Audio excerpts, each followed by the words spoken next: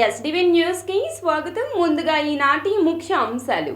వైద్య ఆరోగ్య శాఖపై సమీక్ష నిర్వహించిన సీఎం జగన్, పాల్గొన్న మంత్రి రజనీ, వైద్య శాఖ ఉన్నతాధికారులు. నాడు నేడు కింద చేపట్టిన అభివృద్ధి పనుల వివరాలను సీఎంకు వివరించిన అధికారులు.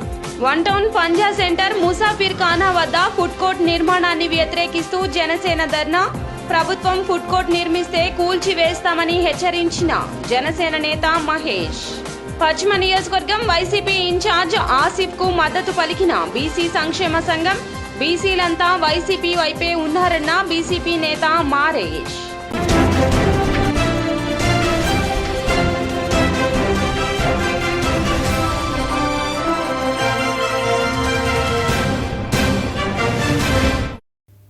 ఇక డీటెయిల్స్ చూస్తే, వైద్య ఆరోగ్య శాఖపై సీఎం క్యాంపు కార్యాలయంలో సీఎం జగన్మోహన్ రెడ్డి సమీక్ష నిర్వహించారు.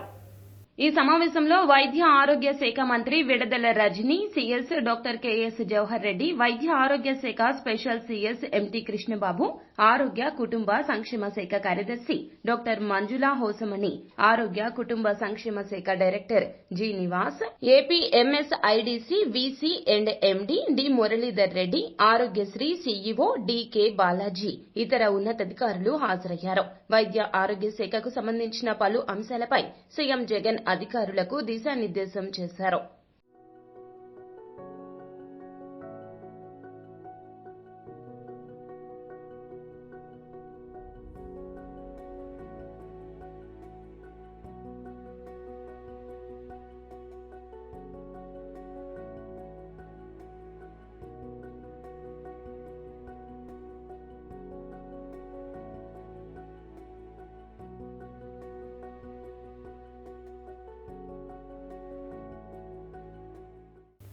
ఏపీ ఎన్నికల్లో వైసీపీ ఈసారి 175కు 175 సీట్లు గెలుస్తుందని మంత్రి ధీమా వ్యక్తం చేశారు. విజయవాడ తుమ్మలపల్లి కళాక్షేత్రంలో నిర్వహించిన నేషనల్ యూత్ డే సెలబ్రేషన్స్ కార్యక్రమంలో పాల్గొన్న రోజా ఈ సందర్భంగా మాట్లాడారు. సీఎం జగన్ విజయ కేతనం ఎగురవేస్తారన్నారు. ఎమ్మెల్యేల మార్పుపై ఎప్పటినుంచో చెప్పుకు వస్తున్నారన్నారు. ఎవరు సక్రమంగా పని చెయ్యరో వారిని మార్చుతున్నారని, అందులో తప్పేముందంటూ నిలదీశారు. పచ్చ కామెర్లు ఉన్నవారికి లోకమంతా పచ్చగా కనిపిస్తుందని, అసెంబ్లీ సీట్లు అమ్ముకోవడం వంటి పనులు చంద్రబాబే చేస్తారన్నారు. ఆయన తెలుసుకోవాల్సింది ఒక్కటే, ఈరోజు జగన్మోహన్ రెడ్డి గారు ఈ రాష్ట్రాన్ని నువ్వు అప్పుల్లో ముంచేసి వెళ్ళినా, రాష్ట్రాన్ని విడగొట్టినా సమర్థవంతంగా మరి ఎలా జగన్మోహన్ రెడ్డి గారు పరిపాలిస్తూ తానిచ్చిన ప్రతి వాగ్దానాన్ని 99% ఈరోజు సక్సెస్ఫుల్గా నెరవేర్చారు. ప్రజలకి నాయకులు అందుబాటులో లేకపోయినా, లేదా నాయకులు ఎవరైతే లోకల్ లీడర్స్ వచ్చి ఎమ్మెల్యే క్యాండిడేట్స్ మాకు వీళ్ళు వద్దు వీళ్ళు కావాలి అన్నప్పుడు సర్వేలు చేయించి ఎవరు బెటర్గా సర్వీస్ చేయగలరో మార్పులు చేర్పులు జరుగుతున్నాయి తప్ప ఎక్కడా కూడా డబ్బులకి టికెట్లు అమ్ముకోవాల్సిన కర్మ మాకు పట్టలేదని కూడా ఈ సందర్భంగా తెలియజేసుకుంటున్నా. అంటే ఈరోజు నేను సూటిగా చెప్తున్నాను చంద్రబాబు నాయుడుకి, నీ పార్టీకి పండగ లోపల లిస్టు రిలీజ్ చేస్తానన్నావు కదా, మరి ఎందుకు ఇంతవరకు ఒక్క పేరు కూడా రిలీజ్ చేయలేకపోయావో ముందు చెప్పు. నీకు ఈరోజు 175 స్థానాల్లో క్యాండిడేట్లు లేరు. నువ్వు ఎన్ని పార్టీలతో జత కలిసినా నీకు క్యాండిడేట్లు దొరకట్లేదు. కాబట్టి ఆ ఫ్రస్ట్రేషన్ని ఏ విధంగా జగన్మోహన్ రెడ్డి గారి మీద చూపిద్దామా అని ఇలాంటి పిచ్చి ప్రేలాపనలు చేస్తున్నారు తప్ప మరొకటి కాదు. రెండోది, ఈరోజు చంద్రబాబు నాయుడికి కుప్పంలో గెలవను అని భయం పట్టుకుంది కాబట్టి 2వ ప్లేస్లో నించోడానికి కాన్స్టిట్యుయెన్సీ వెతుక్కుంటున్నాడు. అలాగే మందలగిరిలో ఏ విధంగా లోకేష్ గెలవనన్న వివేకానంద గారి జయంతిని పురస్కరించుకుని ఆంధ్ర రాష్ట్ర ప్రభుత్వం యూత్ వెల్ఫేర్ డేని ఈరోజు ఇక్కడ నిర్వహించడం, ఈ సందర్భంగా ఈ కార్యక్రమానికి చేతిలో ఏమీ లేకుండా అమెరికాకు వెళ్ళి అక్కడ మన సనాతన ధర్మాన్ని, వేదాంతాన్ని, ఉపనిషత్తులను, మన యొక్క నాగరికతను, మన యొక్క సంస్కృతి సాంప్రదాయాలను పతాక శీర్షికలో ఉంచి ఆశిస్తున్నాను. మహారాజ్ నేనేమైనా తప్పు చెప్తే మీరు మహారాజ్, నేను 4 కథలు చెప్తాను. నేనేం తప్పు చెప్తా ఉంటే మీరు చెప్పండి, సరేనా? ఎందుకంటే నేను చదివాను, బహుశా దాన్ని మీరు కరెక్ట్ చేయవచ్చు. మొదటోది ఏంటంటే, ఒకసారి స్వామి వివేకానంద ముసాఫిర్ ఖానా వద్ద ఫుడ్ కోర్ట్ ఏర్పాటు చేస్తే కూల్చేస్తామంటూ జనసేన పార్టీ నాయకులు పోతిన మహేష్ వెల్లడించారు. విజయవాడ పశ్చిమ నియోజకవర్గంలోని పంజా సెంటర్ ముసాఫిర్ వద్ద ఫుడ్ కోర్ట్ ఏర్పాటు చేయడాన్ని విరమించుకోవాలని కోరుతూ జనసేన ఆధ్వర్యంలో పంజా సెంటర్ ముసాఫిర్ ఖానా వద్ద ధర్నా నిర్వహించారు. ధర్నాలో జనసేన నాయకులు పోతిన మహేష్ పాల్గొని చిరు వ్యాపారులకు సంఘీభావం తెలియజేసి అండగా నిలిచి మద్దతు పలికారు. ఈ సందర్భంగా పోతిన మాట్లాడుతూ పంజా సెంటర్లో అర్ధరాత్రి ఫుడ్ కోర్ట్ ఏర్పాటు చేయాల్సిన అవసరం ఏమొచ్చిందని ప్రశ్నించారు. పాత బస్తీలో చిరు వ్యాపారస్తులను చిన్న భిన్నం చేసేందుకే ఫుడ్ కోర్ట్ ఏర్పాటు చేస్తున్నారంటూ ధ్వజమెత్తారు. విజ్ఞప్తి చేశాం, మా విజ్ఞప్తిని పరిగణలోకి తీసుకున్నారని మేము భావించాం. ఆ రోజునే చెప్పాం, ఫుడ్ కోర్ట్ ఏర్పాటు చేస్తే కూల్ చేస్తామని చెప్పి, కూల్ చేస్తాం ఫుడ్ కోర్ట్ అని చెప్పాం. మరి 2 నెలల నుంచి ఈ పనులన్నీ ఆగినాయి. మరలా 4 రోజుల నుంచి ఫుడ్ కోర్ట్ నిర్మాణానికి పనులు చేస్తూ ఉన్నారు, పని చేస్తూ ఉన్నారు. మేము ఒకటే ప్రశ్నిస్తూ ఉన్నాం, ముసాఫిర్ ఖానా ఉంది, ముసాఫిర్ ఖానా ఫంక్షన్ చేసుకోవడానికి వచ్చేటువంటి ముస్లిం సోదరీమణులు అందరూ కూడా ఇక్కడ పార్కింగ్ చేసుకుంటారు. ఆ పార్కింగ్కి ఇబ్బందులు వస్తే ముసాఫిర్ ఖానాకు కూడా ఇబ్బంది ఉంటుంది. ఇక్కడ ఫుడ్ కోర్ట్ పెట్టద్దని చెప్పాం, ఫుడ్ కోర్ట్ పెట్టద్దని చెప్పాం. దీంతో పాటుగా ఇక్కడ పెద్ద ఎత్తున పాత బట్టలు అమ్ముకునే వాళ్ళు ఉన్నారు 40-50 సంవత్సరాల నుంచి, వారికి ఇబ్బందులు వస్తాయని చెప్పాం. పురాతనమైనటువంటి ఆటో స్టాండ్ ఉంది, ఇక్కడ 100 మంది ఆటో కార్స్కి చాలా చరిత్ర కలిగిన ఈ పాత బస్తీలోని ఎంతోమంది తోపుడు బళ్ళుతోటి వ్యాపారాలు చేసుకుంటూ ఉంటారు. ఎక్కడా లేని విధంగా విజయవాడలోనే ఒకటి ఉంది. 10 రూపాయల నుంచి 30 రూపాయల దాకా కడుపు నిండా తినడానికి ఫుడ్ దొరుకుతుంది. అలాంటిది ఇక్కడ 9:30 దాటితే ఎన్నో అసాంఘిక కార్యక్రమాలు జరుగుతూ ఉంటాయి. అవన్నీ తగ్గించడానికి ఎంతో పోలీసు వారి సహకారంతో తగ్గుతుంది. ఇప్పుడు ఫుడ్ కోర్ట్ పెట్టి ఇక్కడ ప్రజలకు ఏమని సూచిస్తామని చెప్తున్నారో అర్థం కావట్లేదు. ఫుడ్ కోర్ట్ పెట్టడానికి మీరు ఎంత దిగజారిపోయారంటే, అమ్ముడు పోయిన వ్యక్తులు ఎవరు ఉన్నారంటే కార్పొరేటర్ అర్షద్, అమ్ముడు పోయిన వ్యక్తులు ఎవరు ఉన్నారంటే ముస్లిం సమాజంలో అర్షద్ గారు. ఎంత దిగజారిపోయారంటే అసలు మీకు ఎంత చెప్పినా కూడా బుద్ధి లేదంటే, ఈ ఫుడ్ కోర్టు మీరు పెడితే ఆమర నిరాదీక్షణ చేసి అయినా సరే మిమ్మల్ని ఇక్కడ నుంచి తరిమేస్తామని చెప్పేసి కూడా హెచ్చరిస్తున్నాం. రాబోయేది టీడీపీ జనసేన ప్రభుత్వమే. మీరేంటో ఎలా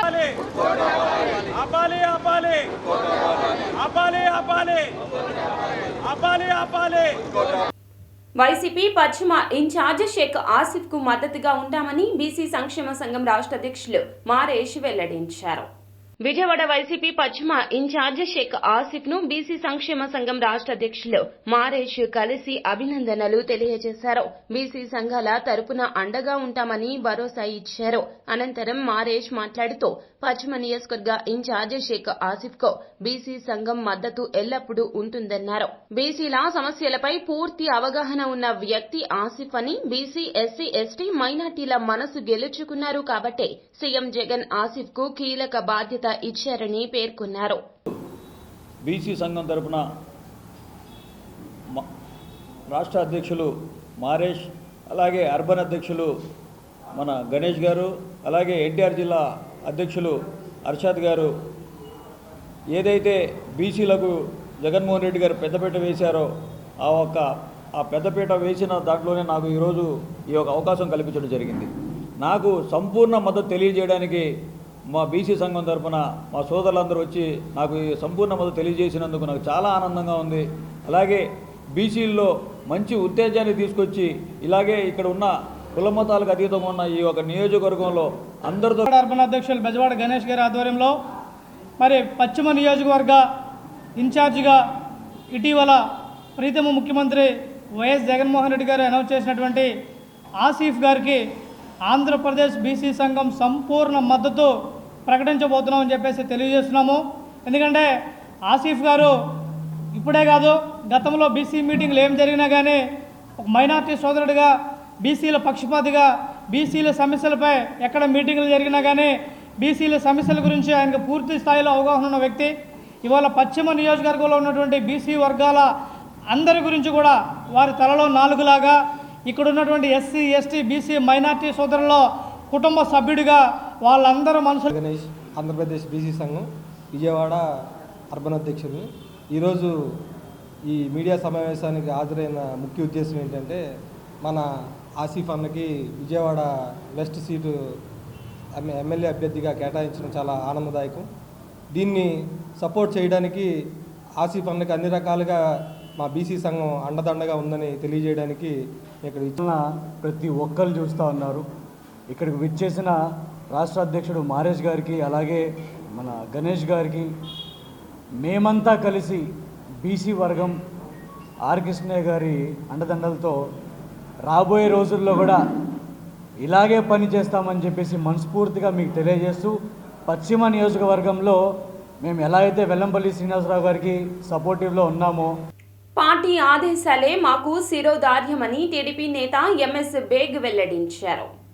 వన్ టౌన్లోని టీడీపీ నేత ఎంఎస్ బేగ్ కార్యాలయంలో విలేకరుల సమావేశం నిర్వహించారు.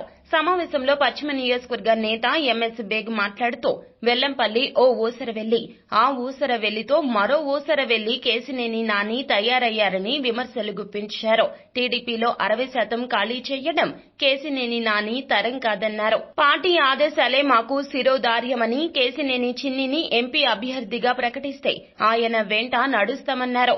అనంతరం గన్నే అన్న మాట్లాడుతూ, అన్నదమ్ముల గొడవను కేశినేని నాని పార్టీ గొడవగా చేశారన్నారు. తమ్ముడికి పదవి ఇస్తే ఓర్వలేనితనం కేశినేని నానిదని విమర్శించారు. రాష్ట్ర ప్రజల్ని మోసం చేశాడు, రాష్ట్రాన్ని 30 సంవత్సరాలు వెనక దూశాడు, అభివృద్ధికి 0 పేరుతో అవార్డు పొందాడు. అలాంటి వ్యక్తి దగ్గర, ఒక సైకో పరిపాలన దగ్గర నాని గారు చేరటం అనేది చాలా దురదృష్టకరం. నారా చంద్రబాబు నాయుడు గారు నీతికి నిజాయితీకి మారు పేరు అని మనందరికీ తెలుసు. రాష్ట్రాన్ని అభివృద్ధి బాటలో పెట్టింది నారా చంద్రబాబు నాయుడు గారు అందరికీ తెలుసు. మలాంటి నారా చంద్రబాబు నాయుడు గారిని తెలుగుదేశం పార్టీలో అనేక సందర్భాల్లో కార్యక్రమాలు ఏర్పాటు చేసినప్పుడు ఏ కార్యక్రమంలో కూడా పాల్గొకుండా ప్రజల నుంచి దూరం అయ్యారు తప్ప ఎప్పుడు కూడా ప్రజల్ని కానీ కార్యకర్తల్ని దగ్గర అయ్యే అవకాశం ఆయన తీసుకోలేకపోయారు. ఆ రోజు కూడా నారా చంద్రబాబు నాయుడు గారు పార్టీని బతికించింది ఆయనే. రాష్ట్రం ప్రజలు 2014 ఎలక్షన్ తర్వాత ప్రజలు కూడా కోరుకుంది ఒక రాష్ట్రానికి ఒక మంచి నాయకత్వం రావాలి. అలాంటి నేపథ్యంలో నారా చంద్రబాబు నాయుడు గారు కేశినేని నాని గారిని అభ్యర్థిగా ఇక్కడ ప్రకటించడం జరిగింది. మరి ఆయన అధినాయకుడు వెనకాల ఉన్నాడని చెప్పి ఆయన గెలవడం జరిగింది. ఏదైతే నాని గారు అన్నారో ఆయన వెనకాల కూడా ఎవరున్నారని మనం గుర్తు చేసుకోవాలి. ఆయన వెనకాల కూడా నారా చంద్రబాబు నాయుడు గారు ఉన్నాడు.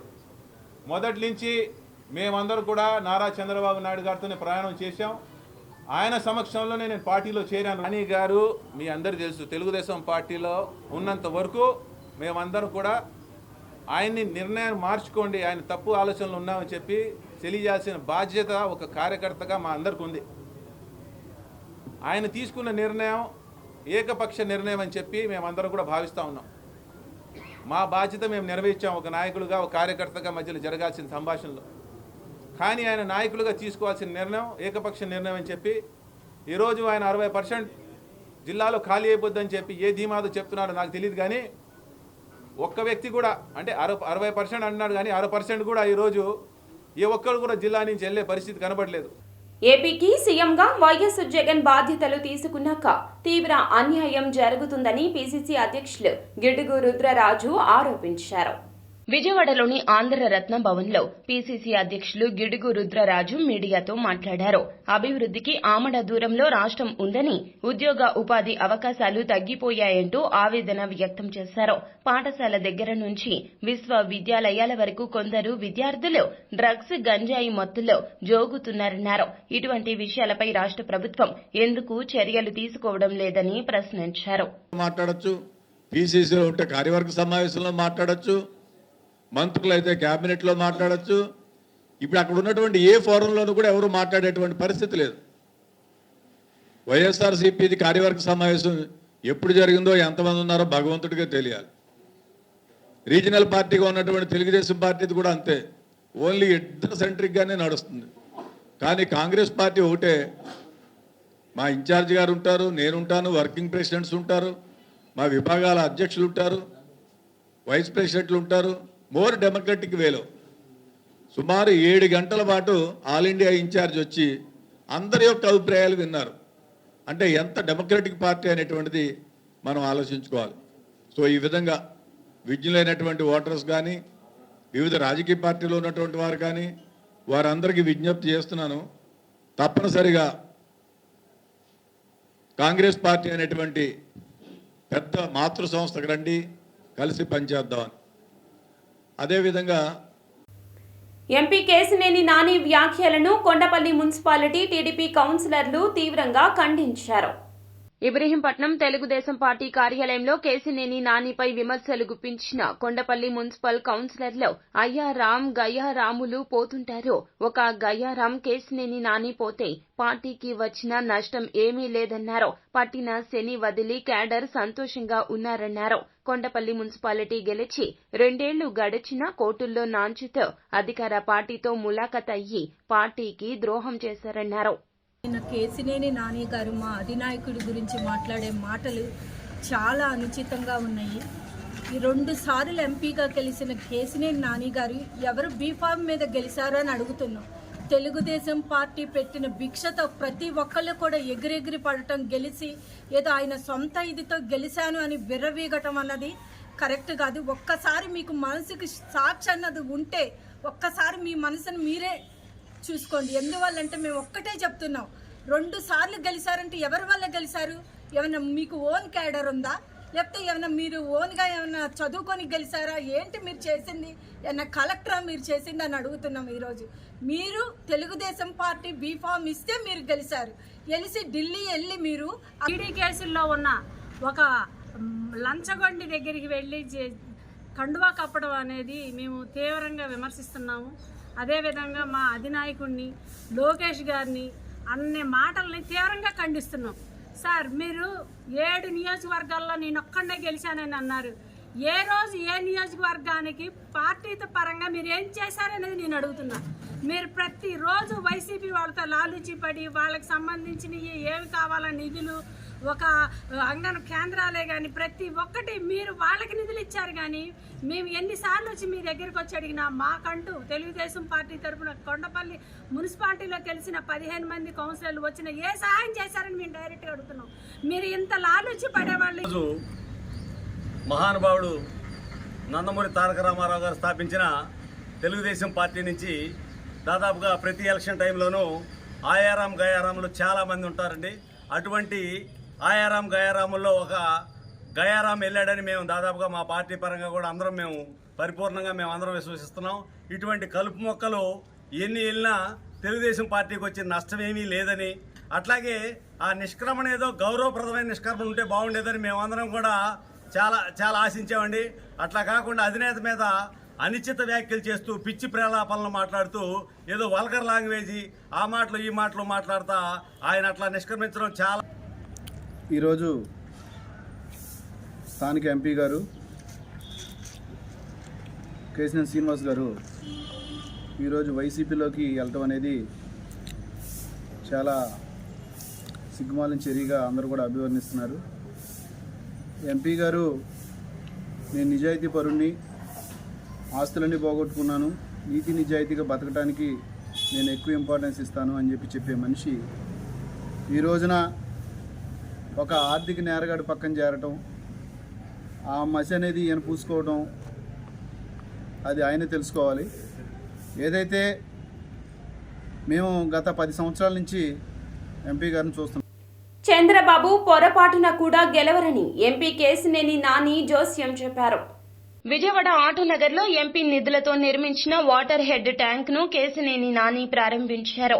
అనంతరం ఆయన మీడియాతో మాట్లాడారు. టీడీపీ తనను ఎంతో అవమానించిందని, మెడ పట్టుకుని అవమానకరంగా గెంటేసిందంటూ మండిపడ్డారు. జగన్ తనను ఆప్యాయతతో అక్కున చేర్చుకున్నారన్నారు. ఎంపీ టికెట్ ఇచ్చారని చెప్పారు. విజయవాడను శ్మశానం చేయాలని చంద్రబాబు కంకణం కట్టుకున్నారన్నారు. మరో ఓల్డ్ సిటీ చేయాలనుకుంటున్నారని విమర్శించారు. విజయవాడకు ఎయిర్పోర్ట్ కూడా వద్దని చంద్రబాబు ఆలోచించారని పేర్కొన్నారు. చంద్రబాబు నాయుడు మోడీ గారిని అడిగి చెప్తాడు, చంద్రబాబు నాయుడు గారు అడశిష్యులు పెడతాడు, ఏం చేస్తాడు. ఇంకా ఒకటి చెప్పేదండి, ఆ పెట్టల ద్వారా చెప్తే నేను చేయాలి, నేను నీకు సమాధానం చెప్పలేను లేను. ఎందుకంటే నేను ఈ పార్టీకి ఎప్పుడూ పనిచేయాలి, ఇవాళ వరకు కూడా. అటువంటిది నేను వెళ్ళి సీట్లు మాట్లాడే సంగతి అంత స్థాయి కాదు నాకు. ఈ పార్టీలో ఒక 5 ఏళ్ళు కష్టపడిన తర్వాత ఆ స్థాయి వస్తాను. నాకు అప్పటి వరకు ఇటువంటి ప్రశ్నలు కూడా నన్ను ఇవ్వద్దు. స్థాయి స్వామిదాస్ గారికి ఇచ్చారు కదా, నాకు స్వామిదాస్ గారు దాదాపు 3 నెలల నుంచి కూడా మన ముఖ్యమంత్రి గారు స్వామిదాస్ గారు మాట్లాడుకుంటున్నట్టున్నారు. నాకు తెలియదు, అసలు దాంట్లో నా ప్రమేయమే లేదు. ముఖ్యమంత్రి గారు డైరెక్ట్గా స్వామిదాస్ గారికి ఇచ్చారు. నా ప్రమేయమే లేదు దాంట్లో. ఓకే, 3,32 లక్షల రూపాయలతో ఏదైతే ఈ ప్రాంతంలో అనేక మంది కార్మిక సోదరులు కానివ్వండి, రోజువారీ జీవనం నిమిత్తం అనేక మంది ఇక్కడ కార్మికులు, ఎందుకంటే భారతదేశంలోనే ఏషియాలోనే అతిపెద్ద ఆటోనగర్ ప్రాంతంగా గుర్తింపు చెందిన మన విజయవాడ ఆటోనగర్ ప్రాంతానికి మంచినీటి సౌకర్యం పెద్దలు గౌరవనీయులు విజయవాడ పార్లమెంట్ సభ్యులు కేశినేని నాని గారి ఒక నాయకత్వంలో, ఏదైతే గతంలో అనేక సందర్భాల్లో నేను 3,32,00,000 వ్యయంతో వాటర్ ట్యాంక్ నిర్మించుకోవడం చాలా ఆనందంగా ఉంది. 100 KL గల ఈ వాటర్ ట్యాంక్, అలాగే ఇక్కడ మనకు RO ప్లాంట్ కూడా కన్స్ట్రక్షన్ జరిగింది. చక్కగా ఆటోనగర్ వాసులకి water supply and drinking water supply కూడా జరగటం, ఆటోనగర్ రోజు రోజుకి అభివృద్ధి చెందడం చాలా మంచి పరిణామం. దానికి ఎంపీ గారు ఎంతో కృషి చేశారు. ట్యాంక్ ఓపెనింగ్కి వచ్చేసిన పెద్దలు మరియు ఎంపీ మన కేశినేని నాని గారికి మరియు నగర మేయర్ గారికి భాగ్యలక్ష్మి గారికి, 3వ డివిజన్ కార్పొరేటర్ ప్రవళిక గారికి, 11వ డివిజన్ ఇన్ఛార్జికి, మరియు వేదికను అలంకరించిన ఐలా చైర్మన్ ప్రసాద్ అంకుల్కి, మరియు మిగతా పెద్దలందరికీ, మరి ముఖ్యంగా ముందున్న పెద్దలందరికీ కూడా నమస్కారాలండి.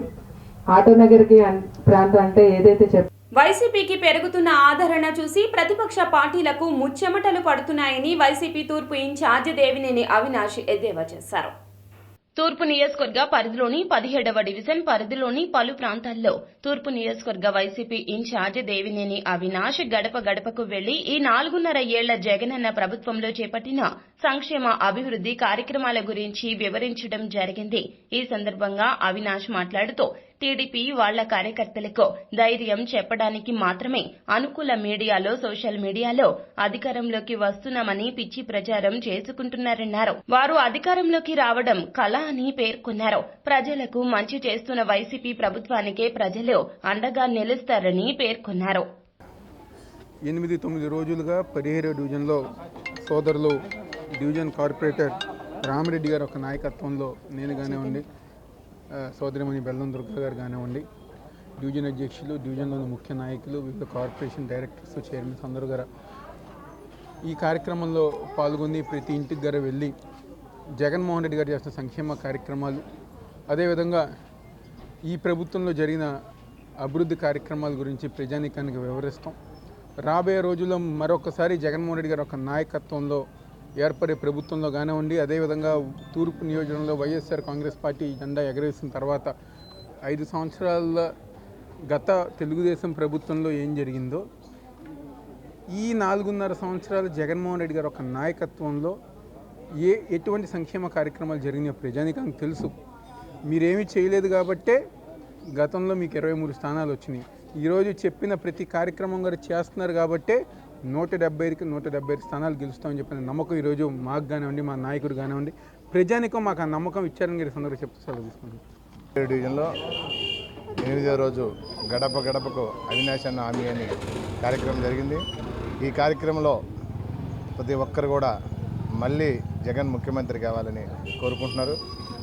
సంక్షేమ పథకాలు అందించే ప్రభుత్వం ఏదైనా ఉందంటే అది వైఎస్ఆర్ పార్టీ అని కూడా వాళ్ళందరూ కూడా చెప్పడం జరుగుతుంది.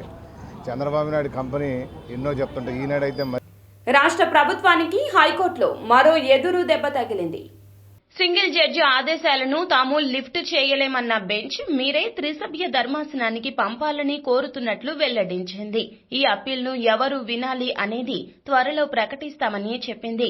క్యాంప్ ఆఫీసు పేరుతో రాజధాని కార్యాలయాల తరలింపుపై హైకోర్టులో విచారణ జరిగింది. దీనికి ప్రభుత్వం తరపున అడ్వకేట్ జనరల్ వాదనలు వినిపించారు. ఎన్ని కార్యాలయాలు, ఎంతమంది అధికారులు విశాఖకు తరలి వస్తారో, ఎంత విస్తీర్ణంలో ఏర్పాటు చేస్తున్నారో, ఎంతమంది అధికారులు వెళ్తున్నారు అనే అంశంపై వివరాలు ఇవ్వాలని ప్రభుత్వానికి కోర్టు ఆదేశాలు జారీ చేసింది.